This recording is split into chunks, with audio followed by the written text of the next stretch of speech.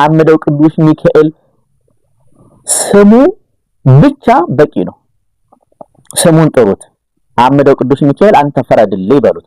አምደው ቅዱስ ሚካኤል ለምን ተባለ ብለን የስሙን ትርጓሜ ራሱ ስንመለከት አምደው የተባለው ከአንድ ቤት 12 ሰው በሞት ስለቀረ አምደው ቅዱስ ሚካኤል ገዳም ሂዳ ይቺ ሴትዮ ቤቷን ሊወርሱ የግድያ ሙከራ ያደረሱባት ሰዎች ከሱባኤ ወደ ቤቷ ስትመለስ ሞተው ነው ያገኘ። መሽቶባት ስትመጣ መንገድ ላይ ጠብቆ በኳስ አዘጋጅቶ በኳስ አፏን አፍኖ ሊገድላት ሙከራ እያደረገ እየታገለ ባለበት ሰዓት በስመ አብ ወወልድ ወመንፈስ ቅዱስ አሐዱ አምላክ አሜን። የክርስቶስ ቤተሰቦች የድንግል ማርያም የአስራት የቃል ኪዳን ልጆች በወደደን እስከ ሞት ድረስ ባፈቀረን በመድኃኒተ ዓለም በኢየሱስ ክርስቶስ ፍጹም ሰላምታ ሰላም እላችኋለሁ። በያላችሁበት ሰላማችሁ ብዝት ትርፍርፍ ይበላችሁ። እንደተለመደው እንግዲህ ዛሬም ጆሮቻችን አዲስና ድንቅ የሆነ ምስክርነት አምደው ቅዱስ ሚካኤል ያደረገውን ድንቅ ምስክርነት የምንሰማበት ይሆናል ማለት ነው። አእምሯችንን ልቦናችንን በእውነት እሱ ከፍቶልን እንድንሰማው ለወገኖቻችን የተደረገ ለኔና ለእናንተም ለተጨነቅነው ላዘንነው በርኩሳን መናፍስት በድግምት በመተት በአስማት በሟርት ለተያዝነው ለታሰርነው ሁሉ ይደርስልን ዘንድ የእሱ ቅዱስ ፍቃዱ ይሆንልን። የመድኃኔዓለም ኢየሱስ ክርስቶስ ቸርነት፣ የድንግል ማርያም አማላጅነት፣ የቅዱስ ሚካኤል ተራዳኢነት ከሁላችን ጋር ይሆንልን። ዛሬ እንግዲህ እንደተለመደው ይዤላችሁ የመጣሁትኝ ባለ ታሪካችን ስሟ ጽጌ ሐና ትባላለች ማለት ነው። እንግዲህ በጣም በብዙ ችግርና መከራ ውስጥ የነበረች እናታችን ነች። ብቸኛ ነች እና በዚሁ በአዲስ አበባ ዙሪያ ነው የምትኖረው። ቦታ ወይም መኖሪያ ቤት አላት፣ የራሷ ቤት አላት፣ የራሷ ግቢ ያለው ቤት አላት እና አንድ ሰው በጣም ይቸገርና ወደሷ ይሄዳል። በደግነቷ ትታወቃለች። ደሃ ብትሆንም ነገር ግን ባላት አቅም ደግሞ ሰዎችን ትረዳለች። ምክንያቱም የእግዚአብሔር ፍቅር የገባው ሰው፣ የእግዚአብሔር ፍቅር ያደረበት ሰው ስለ ሰዎች መቸገር መጨነቅ የሱም ጭንቀት ይሆናል ማለት ጭንቀታቸው ይጋባባቸዋል ማለት ነው። እናንተ መልካም ስትሆኑ የኔ መጨነቅ ወደ እናንተ ይጋባል ማለት ነው። የሚያስቡ ሰዎች እግዚአብሔር ሰዎች እንደዚህ ናቸው ማለት ነውና ይህ ሰው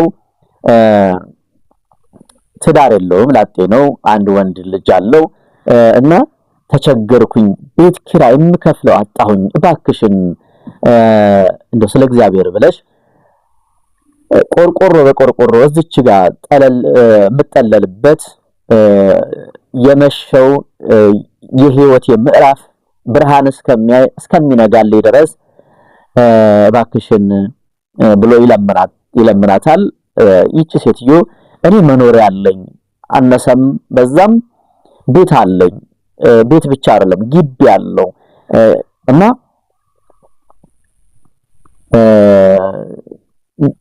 እግዚአብሔር ሰጥቶኛል።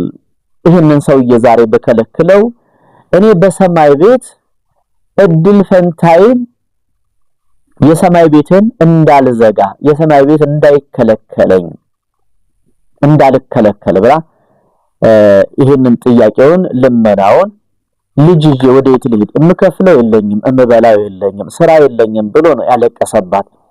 እሺ ብላ ትፈቅድለታለች። እዚች ጋር ነገ ስትሄድ ገንዘቡ ያንተ ነው፣ ቆርቆሮ ያንተ ነው፣ ስትሄድ ታነሳለህ፣ አንስተህ ይዘህ ትሄዳለህ ትልና ቦታ ትፈቅድለታለች። እንደነገርኳችሁ በሽያጭም አይደለም በሌላም አይደለም፣ ለጊዜያዊ ቀን እስከሚያልፍለት ድረስ ነው። ያችን አንድ ልጄንና ያለችኝን ዕቃዬን እዚህ ሽክፍ አድርጌ ሰርቼ ስመጣ ውዬ ስመጣ መግቢያ እንዲሆነኝ ነው።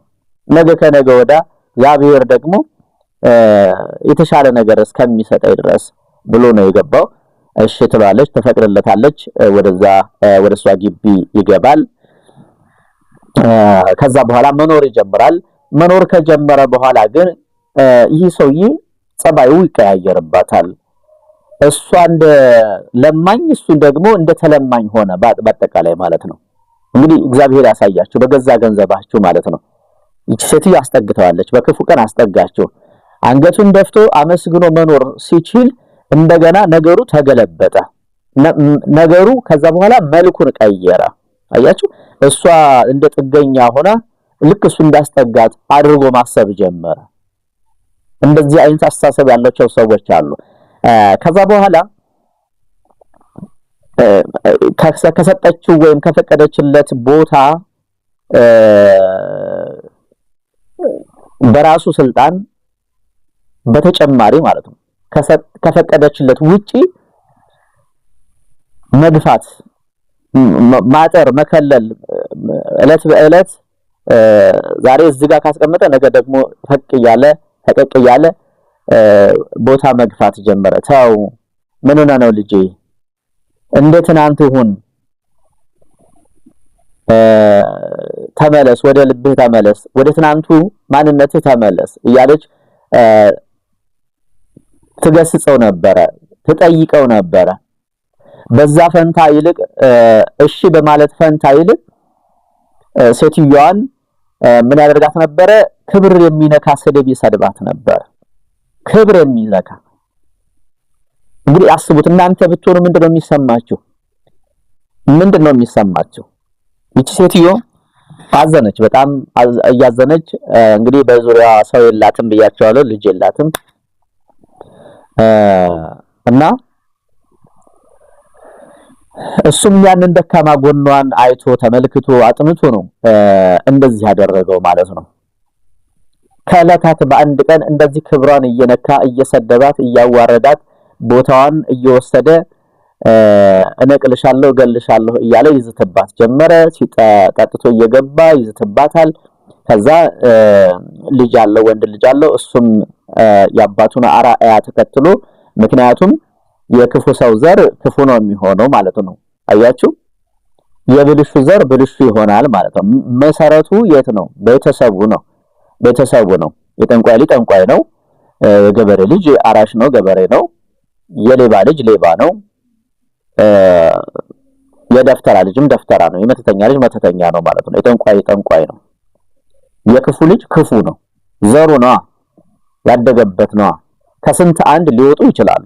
አብዛኛውን ግን ስትመለከቱ የክፉ ልጅ ክፉ ነው። የዚህ ክፉ ሰውዬ ልጅ ከአባቱ ባየው በተመለከተው ሴትዮዋን ይሰድባታል፣ ያንጓጥጣታል። ካልመታወሽ ካልገደልኩ ይችላል ማለት ነው። ምክንያቱም ግፊት አለ፣ ከቤት ግፊት ስላለ ማለት ነው። ተመልከቱ እንግዲህ ከዕለታት በአንድ ቀን ይሄ ሰውዬ እንደምንም ብላ ድምጽ ታወጣለች። ድምጽ ስታወጣ ጎረቤቶቿ በሙሉ ይሄንን ያውቃሉ። ተመልከቱ እንግዲህ ሰውየው በማናለብኝነት ጉልበት አውጥቷል እሷ ላይ። በቃ የክፋት ጥጉን እያሳየ ነው። ለሷ ብቻ ሳይሆን ጎረቤቶችም እንዲፈሩት አድርጓል ማለት ነው። አያችሁ፣ በተለያየ በመተቱ እንዲፈሩት አድርጓል። ማንም እንዳይናገረው አድርጓል ማለት ነው። ማንም እየተናገረው አይደለም። እንደፈለገ ይወጣል፣ እንደፈለገ ይገባል። ተመልከቱ እንግዲህ እና ድምጽ አውጥታ ስትጮህ ጎረቤቷ ተሰማና ሩጣ ስትወጣ፣ ምክንያቱም ያለውን ችግር ያውቃሉ። እንዳይናገሩት ደፍረው ወደሱ እንዳይቀርቡ የታሰሩበት መንገድ አለ ማለት ነው። በመተት አስሯቸዋል። ከዛ ድምጽ ባወጣች ጊዜ ስትደርስ በኳስ አፍኗት፣ ልክ ስትደርስበት ለቋት ይሮጣል ማለት ነው። ለቋት ይጠፋል። ከምሽቱ ወደ 1 ሰዓት ምናምን ላይ ወጣ ያለ ስለሆነ የነሱ ጫፍ አካባቢ ስለሆነ ብዙ ሰው አይተላለፍበትም ቦታው ላይ። እሱም ያንን ተጠቅሞ ነው አፍኖ መንገድ ላይ ሊጥላት ማለት ነው።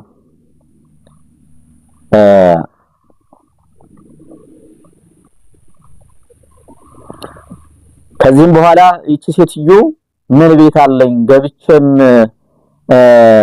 ብገባም በር ገንጥሎ በር ሰብሮ ይገድለኛል ለይት በተኛሁበት ብላ አልቅሳ እንባዋን አፍስሳ ወደ ጎረቤት ትጠጋለች። ያቺ የደረሰችላት ለመዳኗ ምክንያት መንገድ እግዚአብሔር ወዳዘጋጀላት ጎረቤቷ ትሄድና እዛ ታድራለች። ያቺ ጎረቤቷ ደግሞ ስለ አምደው ቅዱስ ሚካኤል ትሰማለች፣ ታውቃለች፣ ታሪኩን ታውቃለች። ቦታው ላይ ባልትደርስም በዝና ታውቃለች። እና እንዲህ የሚባል ቦታ አለ፣ ገዳም አለ፣ አምደው ቅዱስ ሚካኤል የሚባል ገዳም አለ። ወደዛ ሂደሽ መቋሚያ አዘቅዘቂ፣ ጸሎት አስደርጊ ትልና ስትመክራት ይቺ እናትም በነገረቻት መልካም ዜና መልካም ብስራት በመነጋው ትነሳና መሳፈሪያዋን አዘጋጅታ ወደዚህ ገዳም ወደ አምደው ቅዱስ ሚካኤል ገዳም ትሄዳለች። እዛ ገዳም ከሄደች በኋላ 15 ቀን ሱባኤ ያዘች፣ ጸሎት አደረገች። እንደነገርኳችሁ እዛ ቦታ ላይ ስትሄዱ ስልክ አይሰራም፣ ምክንያቱም በረሃ ነው፣ የእግር መንገድ አለው። 15 ቀን ስትቆይ እያለቀሰች በእንባ ቅዱስ ሚካኤልን እየተማጸነች ፍረድልኝ እያለች እያነባች እየተንከባለለች 15 ቀን ሁለት ሱባኤ ያዘች። ጎረቤቶቿ አሁንም ስልኳ አልሰራ ሲል በጣም ይጨነቃሉ። ይሄ ሰውዬ በእውነት ተከታትሎ አፍኗት ይሆን? ምን ስልኳ አይሰራም፣ ስልክ ዝግ ነው ብያቸዋለሁ። በዛ ምክንያት ሰዎች ተጨነቁ። ከዛ እሷ መምጫ ሲደርስ በሁለተኛው ሱባኤ ላይ ይህ ሰውዬ ምንም ምክንያቱ ባልታወቀ ነገር ራሱን ያጠፋል። የሚገርማችሁ ነገር ራሱን አንቆ ታንቆ ይሞታል በገመድ ይሞታል። ማንቀራውን ልጁ ይቀራል። ልጁ ሲቀር በሰልስቱ ደግሞ የዛ ሰውዬ ልጅ መኪና ገጭቶት ይሞታል። የሚገርማችሁ ነገር ይቺ ሴትዮ ደግሞ እዛ ሆና ይህኔ ቤቴን ወርሶት ይሆን ወይ መግቢያ የት ነው እያለች ነው እያለቀሰች ያለችው። እየሰማችሁኝ ነው የተዋሕዶ ልጆች? መግቢያ የት ይሆን?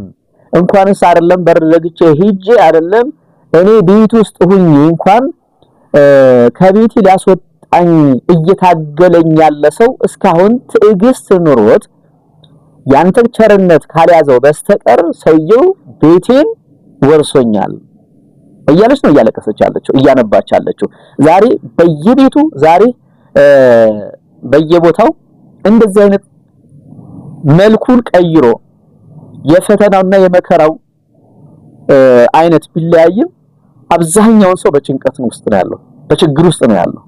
ተመልከቱ እንግዲህ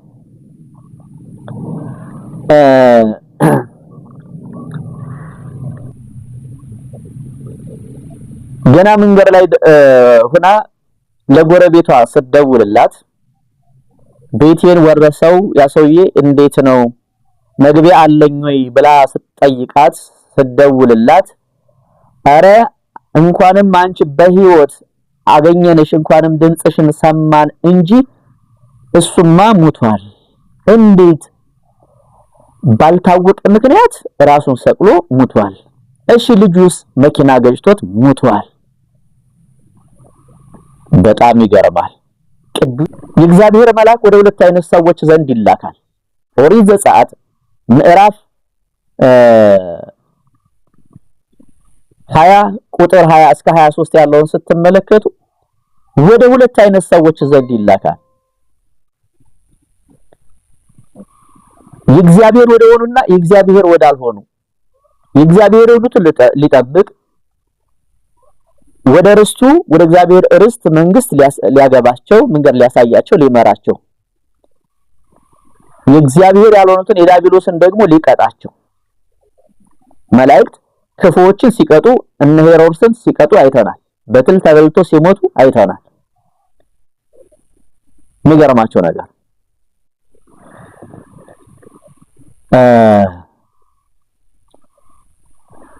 አምደው ለምን ተባለ?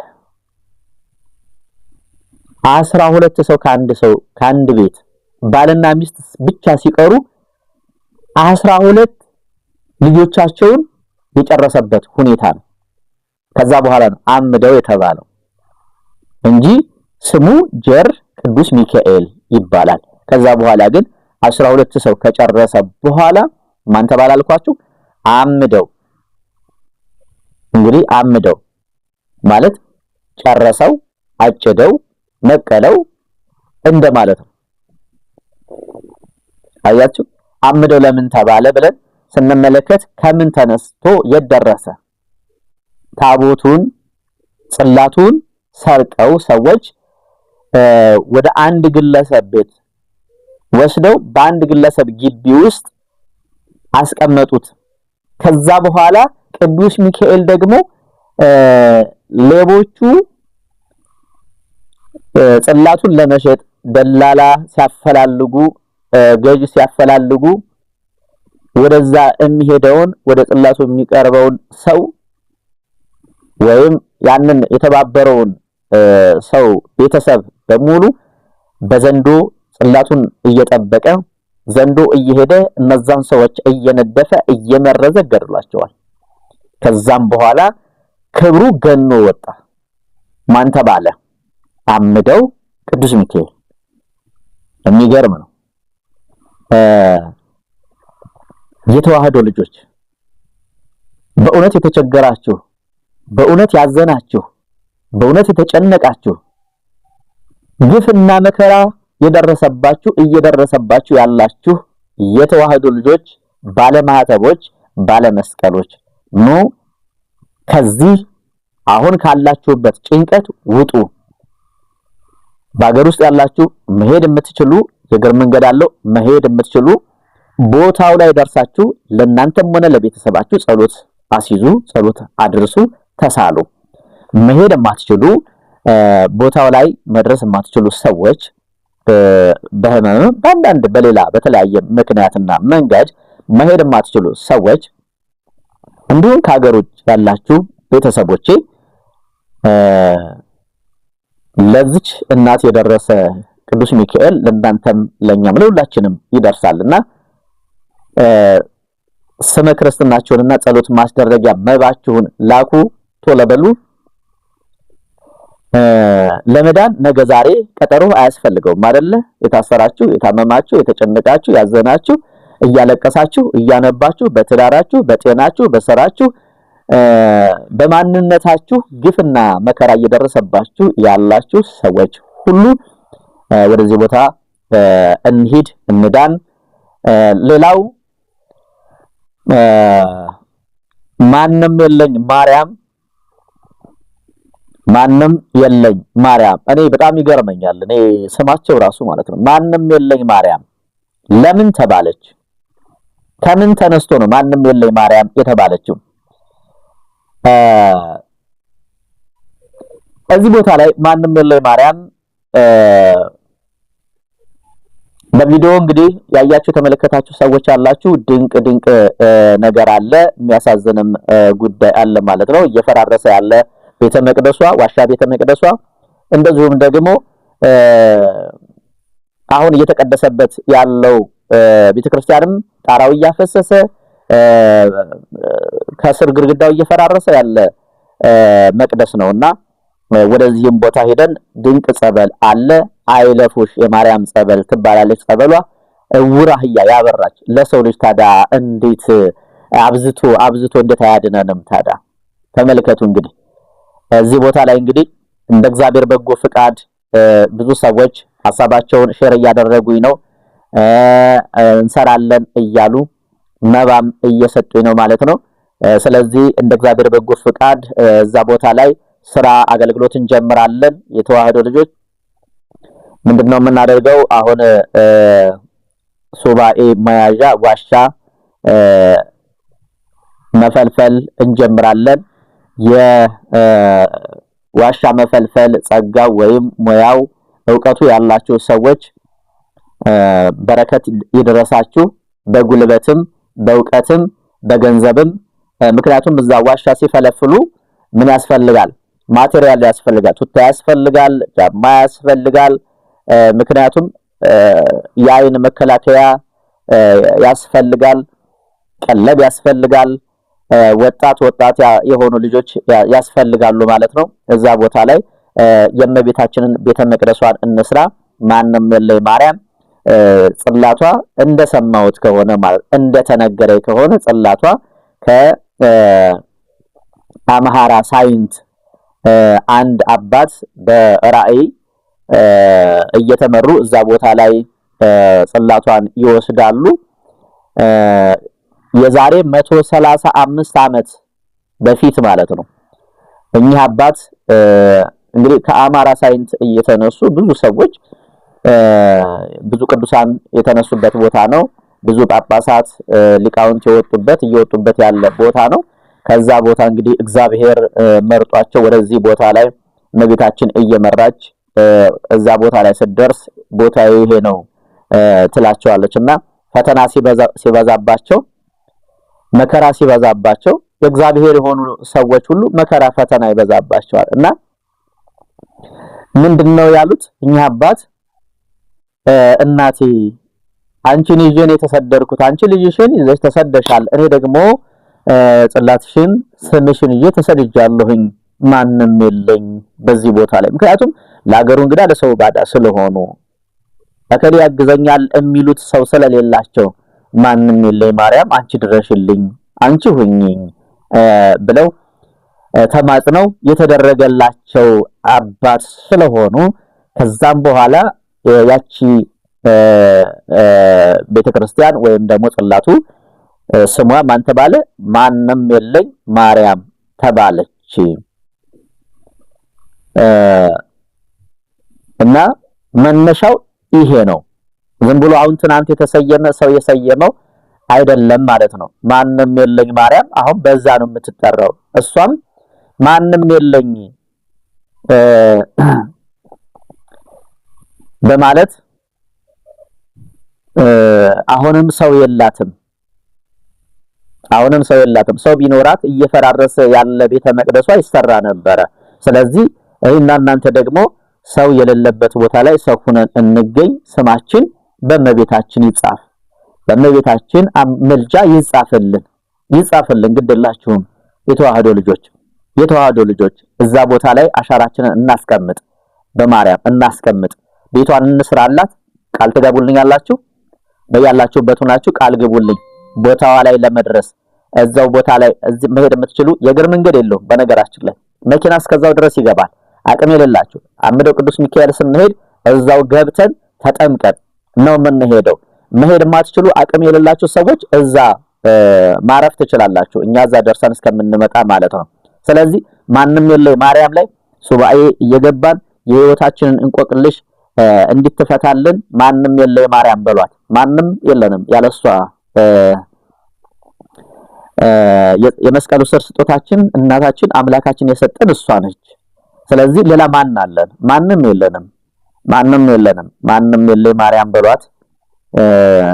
በሰው የማትመኩ በንብረታችሁ፣ በውበታችሁ፣ በገንዘባችሁ፣ በስልጣናችሁ፣ በእውቀታችሁ የማትመኩ የማትመጻደቁ ያላንቺ ጌታዬን ላገኘው አልችልም። ማንም የለኝ ማርያም ገንዘቤ ነሽ፣ ንብረቴ ነሽ፣ ሀብቴ ነሽ፣ ውበቴ ነሽ፣ ደምግባቴ ነሽ፣ ሁለንተናዬ ነሽ፣ የገነት ቁልፌ ነሽ፣ አምላኬን ያገኘሁብሽ፣ አምላኬን ያየሁብሽ መስተዋቴ ነሽ፣ ስጋው ደሙ የልጅሽ ስጋና ደም የሚቀርብብሽ መሰበ ወርቅ ነሽ ብለን እንማጸናት። መናውን የህይወት መና ያየንባት ያገኘንባት መናውን የተመገብንባት መሰበ ወርቃችን ነች። ስለዚህ ከሷ ውጪ ማንም የለም አይደለ? ስለዚህ ማንንም የለይ ማርያም እያላችሁ ተማጸኗት። ስለተሰሚነች ምልጃ ቃል ኪዳኗ ከሁላችን ጋር ይሁንልን። ሰላማችሁ በክርስቶስ ብዝት ይበልላችሁ። አሁን ይሄንን ቪዲዮ አድርሱት ለሁሉም። ሰይጣን ዲያብሎስ ይፈር፣ ክፉዎችም መልካሞችም ሰዎች ይሁት፣ በጎ የሆኑት የእግዚአብሔር ሰዎች ይዳኑበት፣ የዲያብሎስ የሆኑ ደግሞ ይፈሩበት፣ ይደንግጡበት። ዲያብሎስና ሰራተኞቹ ቅጥረኞቹ ይደንግጡ፣ ይፈሩ፣ ይስሙ። ከተመለሱ ንስሐ የሚገቡበት ጊዜና ቀን አሁን ነው፣ ተሰጥቷቸዋል። አይ ካሉ ደግሞ የሚጠፉበት ይሆናል ማለት ነው። ራሱ የሰሙት ቃል ይፈርድባቸዋል። አሰሟቸው፣ አድርሱላቸው፣ ሼር አድርጉላቸው። ሐሳባቸውን በኮሜንት ግለጡ። ይሄንን ሲሰሙ እየተበሳጩ ያሉ እያጉረመረሙ ያሉ በጣም ብዙዎች ናቸው። እኔ ስለማቅ ማለት ነው። እኔ ስለማቅ ስለዚህ እየመረራቸውም እየቆረቆራቸውም እያመማቸውም እየወጋቸውም እየጎረበጣቸውም ይስሙት፣ አሰሟቸው፣ ሼር አድርጉላቸው። በ26 ጉዞ አለን። ከዚህ በፊት እንደተናገርኩትኝ መሄድ የምትፈልጉ ሰዎች ወይም ደግሞ እዛ ቦታ ላይ ጸሎት ማስደረግ የምትፈልጉ ሰዎች ከወዲሁ አርብ ማለት ነው ቶሎ በሉና መጋቢት 26 ሄደን መጋቢት 28 ነው የምንመለሰው ማለት ነው። ለ3 ቀን ቆይታ መነሻችን በ26 መመለሻችን በ28 ይሆናል ማለት ነው። ነገር ግን ይሄ ባይሟላ ቀጣይ ላይ ከዓመት በዓል ውጭ ነው የሚሆነው ማለት ነው ጉዟችን። ስለዚህ መሄድ የምትፈልጉ ሰዎች በለቱ እንዳትደውሉ። ከደወላችሁ መሄድ ከፈለጋችሁ ካሰባችሁ ከወዲሁ ደውሉልኝ፣ ተመዝገቡ። ምክንያቱም እኛ ሐሳብ ሰው በቃ አልተሟላም ብለን ሐሳብ ከቀየርን በኋላ እናንተ ደግሞ መሄድ እንፈልጋለን ብላችሁ እንደገና ደግሞ እንትን የምትደውሉ ሰዎች አላችሁ። ብዙ ጊዜ እንደዚህ ያጋጥመኛል ማለት ነውና መሄድ የምትፈልጉ ሰዎች ከወዲሁ ደውሉ። ተሟልተን እንሂድ። ቦታው ላይ ደርሰን በረከት አፍሰን እንምጣ። እኛ ብቻ ሳንሆን መንገዱ የድህነት መንገድ ነው። እርኩስ መንፈስ በሄርን ቁጥር በድንጋዩ በእንቅፋቱ በቁልቁለት በዳገቱ እየተራገፈ በላቡ እየወጣ እኔና እናንተ ነፃ ወጥተን የምንመለስበት ከስራታችን የምንፈታበት በማንም የለኝ ማርያምና በአምደው ቅዱስ ሚካኤል ቃል ኪዳን ድነን ተፈውሰን ሙሽራ ሆነን እንመጣለን። ሌላው ለአምደው ቅዱስ ሚካኤል ካህናት ልብስ ብያቸው ነበረ። አንዲት እህታችን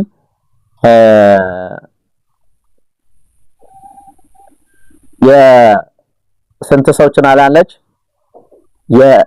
የ30 ሰው ችላናለች። የ30 አገልጋይ። አሁን የ12 አገልጋይ ይቀረናል። የ12 አገልጋይ ይቀረናል። ቃል ገብታልናለች።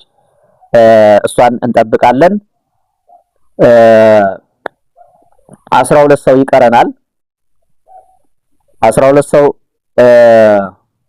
እኔ ሸፍናለሁ የምትሉ ካላችሁ አንድ እህታችን እንደዚህ ብላይ ነበረ። እንግዲህ ሐሳቧን አትቀየር አላወኩም። እስካሁን ምንም ያለች ነገር የለም። 12 ሰው ይቀራል። የ12 ሰው መሸፈን የምትችሉ በረከት ይድረሰኝ።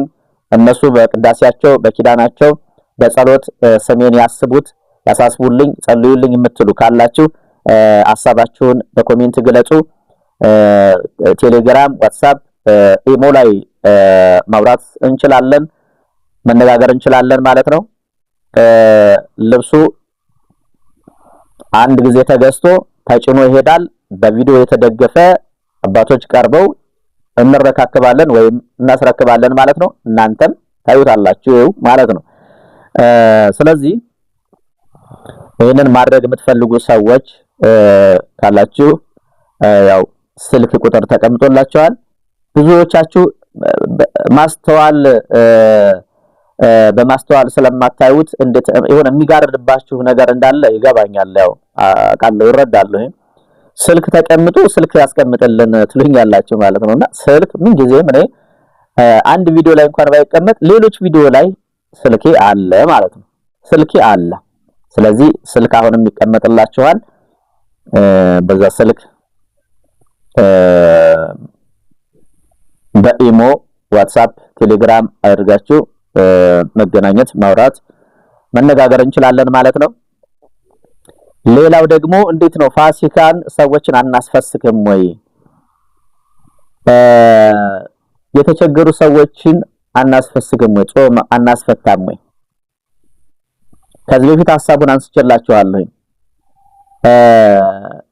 ሐዋርያው ቅዱስ ጳውሎስ ወደ ዕብራውያን መልእክቱ ምዕራፍ 13 ላይ በጎ ነገር መልካሙን ነገር አድርጉ፣ ካላችሁ ላይ ማካፈልን ልመዱ፣ ይህ በእግዚአብሔር ፊት የተወደደ መስዋዕት ነው ይላል። እና በጣም የተቸገሩ ሰዎች አሉ። በጣም የተቸገሩ ሰዎች አሉ። ከስራቸው ተፈናቅለው ከቅጥር የነበሩ ትናንት ደመወዝተኛ የነበሩ ቤተሰብ ሲመሩ ሲያስተዳድሩ የነበሩ የቤተክርስቲያን ኃላፊዎች የተፈናቀሉ ሙስና በማጋላጣቸው ሙስናን በመቃወማቸው ከስራ የታገዱ ሰዎች አባቶች ካህናት አሉ። ከስራቸው ተፈናቅለው ሙስና ስንሰራ አጋልጠህናልና አንተ እዚህ ቤተ መቅደስ እዚህ ቤተክርስቲያን አታገለግልም ተብለው የተባረሩ ዛሬ ሊስትሮ እየሰሩ ያሉ አባት አሉ። እሳቸውን አንድ ቀን አቀርብላችኋለሁ አሁን እንደ እግዚአብሔር ፍቃድ ከፋሲካ በፊት ማለት ነው። እና እኔ በጣም ውስጤ ነው የተጎዳው በሳቸው ማለት ነው። እግዚአብሔር ምስክሬ ብዬ እምነግራችሁ ማለት ነው። እስኪ ሐሳባችሁን አቅርብልን በሉኝ ላቀርብላችሁ። ይህን አባት እስኪ ሐሳባችሁን ግለጹልኝ። አቅርብልን። ቢያንስ ዓመት ባልን 5 ልጆች አላችሁ። 5 ልጅ እያስተዳደሩ አሁን ከስራቸው ወይም ከአገልግሎታቸው ታግደው ደሞዛቸው ተቋርጦ ተባረው የግድያ ሙከራ እየተደረገባቸው ያሉ አባት አሉ። ቤት ኪራይ ተከራይተው 5 ልጅ አስተምረው ቀልበው ደሞዝ አልባ ሆነው እንግዲህ አስቡት። እኚህን አባት አቅርብልኝ በሉ እኔ ላቀርብላችሁ። እግዚአብሔር ምስክሬ ብዬ ያሉበት እጄ ላቀርብላችሁ። እና በጣም ያሳዝናል። ካህን ሆኖ ሊስትሮ ሲሰራ ስጋው ደሙን ፈትቶ በቤተ መቅደሱ ስጋ ደሙን ለምእመን ያቀበለ ካህን የክርስቶስን ስጋና ደም ያቀበለ ካህን ዝቅ ብሎ ጫማ ሲጠርግ እግዚአብሔር ምስክሬ ብዬ ነው የምነግራችሁ። እኔ አመመኝ አልኳችሁ፣ አመመኝ። እኔ በማርያም እኚህን አባት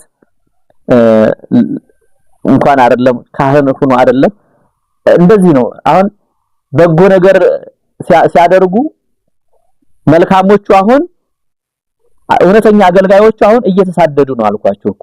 እውነተኛ አገልጋዮቹ ጠንቋይ እየተባሉ መተተኛ አስማተኛ እየተባሉ እየተጨቆኑ ያሉበት ሁኔታ፣ ክፉዎቹ ደግሞ አመፀኞቹ፣ ተሳዳቢዎቹ፣ ዘራፊዎቹ ሙሰኝነትን፣ ዘረኝነትን፣ ፖለቲካን እያስፋፉ ያሉ ደግሞ እነሱ የጽድቅ ስራ ሆኖ ተቆጥሮላቸው እንደዛ አድርገው አስበውት እየኖሩ ያሉ አሉ።